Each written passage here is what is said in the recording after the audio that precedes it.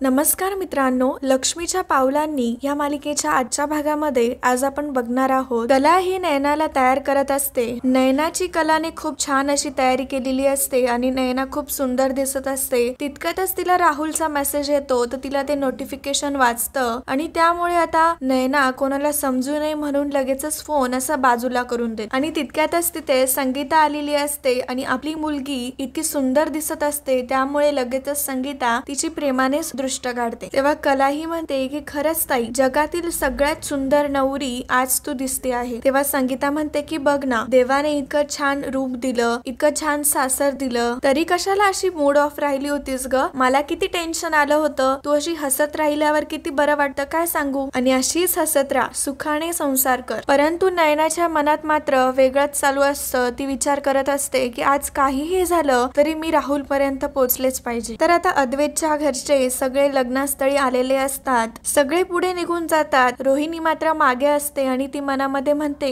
की किती सुंदर सजवलाय हा हॉल। परंतु अद्वैत, आता हे बघून तुला कितीही आनंद झालेला असला, थोड्या वेळातच हा आनंद तुझा नाहीसा होईल। अगदी स्पष्ट भाषेत सांगायचं तर बळी देण्याआधी चांगलं खाऊ पिऊ घालायचं असतं, तशी गत होणार आहे तुझी। तर आता इकडे मावशी आलेली असते आणि मावशी सगळ्यांना सांगते की अरे चला चला, चांदेकर आले। मावशी म्हणते की चला पटकन, अद्वैतरावांचं स्वागत करायचंय, त्यांना वळायचंय, चला बरं पटकन। तेव्हा कला म्हणते की आई, तू अजिबात काळजी करू नको, आता ताई तयार झालीये तर मी दुसऱ्या रूम मध्ये जाऊन बसते। ताईचं लग्न लागेपर्यंत मी काही बाहेर येणार नाही। आणि तिचं इतकं शहाणपण बघून संगीताला मात्र तिचं खूप कौतुक वाटत असतं। संगीता म्हणते की माझ्या हातात असतं ना तर माझ्या बरोबरी ठेवलं असतं तुला। तेव्हा कला म्हणते की आई, अगं चर्चा नको ना आता यावर, जा बरं तुम्ही, ते लोक आले आहेत ना। तर आता इकडे अद्वैतच्या स्वागताची तयारी केलेली असते आणि आता तिथे त्या दोन बायका म्हणत असतात की आपल्या नयनीने तर खूपच नशीब काढलं आहे बाई, इतका श्रीमंत मुलगा तिच्या प्रेमात पडलाय। तर आता तिथे सगळे चांदेकर आलेले असतात आणि आता संगीता नवरदेवाचे म्हणजेच अद्वैतचे पाय धुवायची तयारी करत असते। तेव्हा अद्वैत म्हणतो की आई, अहो काय करताय तुम्ही? मावशी म्हणतात की अहो रीत आहे ती, ते करायलाच हवं। अद्वैत म्हणतो की पण अहो, मोठ्यांनी लहानांच्या पायांना हात लावायचा नसतो। रोज म्हणते की अरे अद्वैत, पिढ्यान पिढ्या चालत आलेली रीत आहे ती, आजचा दिवस करून घे। संगीताई म्हणते की अद्वैतराव, आजचा दिवस नाही म्हणू नका, हा तुमचा मान आहे आणि तुम्ही आमचे जावई बापू आहात, त्यामुळे तरी आम्हाला करू द्या। बाबाई म्हणतात की अद्वैतराव, तुमचा मान करून घ्या। त्यामुळे आता अद्वैत तयार होतो आणि आता तो शूज काढतो आणि मग संगीता त्याचे पाय धुते आणि मग संगीता छान प्रकारे अद्वैतचं औक्षण करते आणि मग बाबा म्हणतात की चला आता सगळे आतमध्ये जाऊया। तेव्हा अद्वैत म्हणतो की नाही थांबा। आता अद्वैतने थांबवलेलं असतं त्यामुळे आता सगळ्यांना धक्का बसतो। तर आता इकडे कला ही खूप भावुक झालेली असते आणि ती नयनाला म्हणते की ताई, आता आपली भेट ही तुझ्या लग्नानंतरच होईल। कलाच्या डोळ्यात पाणी आलेलं असतं आणि ती म्हणते की ताई ऑल द बेस्ट। तेव्हा नयना म्हणते की अगं कलू, नको ना ग डोळ्यात पाणी आणू, मग मला पण रडायला येईल। तर आता कला तिला बाय बोलून बाजूच्या रूम मध्ये जाते। तर आता नयना ही खूप खुश झालेली असते आणि आता ती स्वतःशीच म्हणते की आता माझं ड्रीम पूर्ण होणार, आता माझा प्रिन्स येणार आणि आता सगळ्यांसमोर मी त्याची होणार। तर आता अद्वैत संगीताचे पाय धुणार असतो तेव्हा सगळे म्हणतात की अहो हे काय करताय तुम्ही? तेव्हा अद्वैत म्हणतो की ही पण एक रीतच आहे, खरं तर ही खूप जुनी रीत आहे की आपल्या आई वडिलांचे पाय धुवावे। आबाई म्हणतात की शाबास अद्वैत, आणि अद्वैतचे हे संस्कार बघून सगळ्यांना खूप छान वाटत असतं। संगीताला मात्र खूप अवघडल्यासारखं वाटत असतं, परंतु आता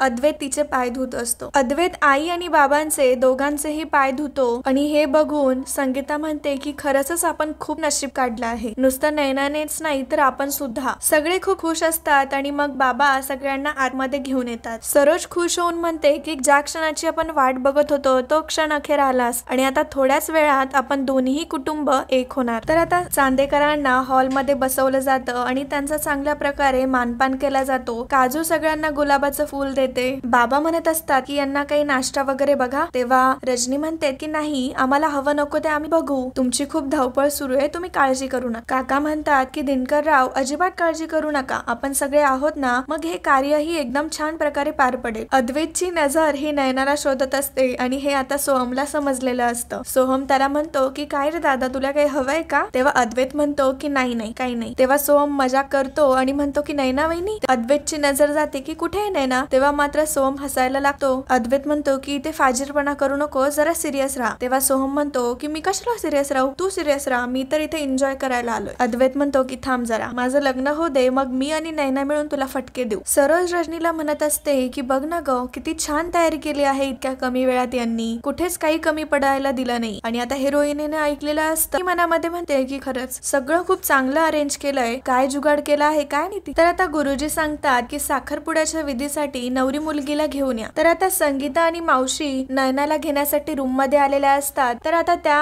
नयनाला घेऊन हॉल मध्ये जातात. कला आता इकडे देवीला प्रार्थना करत असते की देवी आई, आज नयनाताईचं लग्न हे निर्विघ्नपणे पार पडू देत. मला माहिती आहे की तो अगाऊ चांदेकर नयनाताईवर खूप जीवापाड प्रेम करतो, परंतु काहीतरी विचित्र घडणारे अशी साहुल येते. आणि तितक्यातच देवी पुढे लावलेला दिवा विझतो. त्यामुळे आता कला खूप घाबरते. काजू कलाला घेण्यासाठी तिथे आलेली असते आणि ती म्हणते की चल ग तायडे, एंगेजमेंटची तयारी झाली आहे, आपण बघूया. तेव्हा कला म्हणते की अगं काजू, मी कशी काय येऊ तिथे, मला कोणी बघितलं तर. तेव्हा काजू म्हणते की अगं तायडे, तिथे किती गर्दी आहे, तिथे तुला कोण बघणार आहे. कला नाही म्हणत असते. तेव्हा काजू म्हणते की काय ग ताई, असं काय करतेस तू, एकतर तू नसली की सगळं अर्धवट वाट. काजू रुसते. त्यामुळे आता कला म्हणते की ठीक आहे बाबा चल. तर आता मल्हार आणि स्वरा तिथे आलेले असतात आणि आता ते अद्वैत, आबा यांना सगळ्यांना भेटतात. तर काजू ही कलाला घेऊन आडोशाला उभी असते आणि ती बघते की आता मल्हार ते आलेला आहे. तेव्हा ती कलाला म्हणते की तायडे बघ ना ग, नयनाताईच्या लग्नामध्ये कोण कोण आलंय, ते मल्हार कामत बघ, मोठे सुपरस्टार ते सुद्धा आले आहेत. आपली नयनाताई किती नशीबवान आहे. तर आता मावशी आणि संगीता नयनाला घेऊन आलेल्या असतात आणि नयना खूप छान दिसत असते आणि सगळे आता नयनाकडेच बघू लागतात. स्वरा म्हणते की ही नवरी मुलगी आहे, वाव किती सुंदर आहे ना. तेव्हा मल्हार म्हणतो की हो हीच आहे नवरी मुलगी. रजनी सरोजला म्हणते की वहिनी, नयना किती सुंदर दिसती ना, दोघही एकमेकांना शोभून दिसतायत. सरोज म्हणते की हो खरंच खूप देखणी आहे माझी सून. तर आता अद्वैत आणि नयना दोघही एंगेजमेंटच्या विधीसाठी बसलेले असतात. अद्वैत नयनाला म्हणतो की खूप सुंदर दिसतेस तू. तर आता पूजेला सुरुवात झालेली असते, परंतु नयना ही राहुलला शोधत असते. अद्वैत खूप खुश असतो, परंतु नयना अजिबातही खुश नसते. तिची नजर फक्त राहुलला शोधत असते. अद्वैतला इतकं खुश बघून कलाला खूप छान वाटत असतं आणि ती म्हणत असते की खरंच या अगाऊ चांदेकरचं नयनाताईवर खूप प्रेम आहे आणि आता यांचं सगळं निर्विघ्नपणे पार पडू देत. दिवा विझल्यामुळे कलाच्या मनामध्ये जरा भीती असते आणि ती म्हणते की काय माहिती का बरं, पण मनात कसली तरी भीती आहे. आणि मित्रांनो, अशा प्रकारे आजचा भाग हा इथेच संपतो. पुढील भागामध्ये आपल्याला बघायला मिळणार आहे लग्नाचे सगळे विधी चालू झालेले असतात, परंतु नवरी मुलीच्या जागी नयना नसून कला असते. तिच्या डोक्यावरती पदर असतो. ती खरं तर खूप घाबरलेली असते, परंतु आता मंगळसूत्र घालायची वेळ येते तेव्हा मात्र कला स्वतःला थांबवत नाही आणि तो पदर डोक्यावरतून काढते आणि म्हणते की थांबा. आणि सगळ्यांना तिला बघून खूप मोठा धक्का बसतो की अचानक नयनाच्या जागेवरती कला कशी काय आली. तर मित्रांनो, पुढे नक्की काय होणार हे बघणं खूप रंजक ठरणार आहे. तर असेच मालिकेचे अपडेट्स बघण्यासाठी आताच आपल्या चॅनलला सबस्क्राईब करा. धन्यवाद.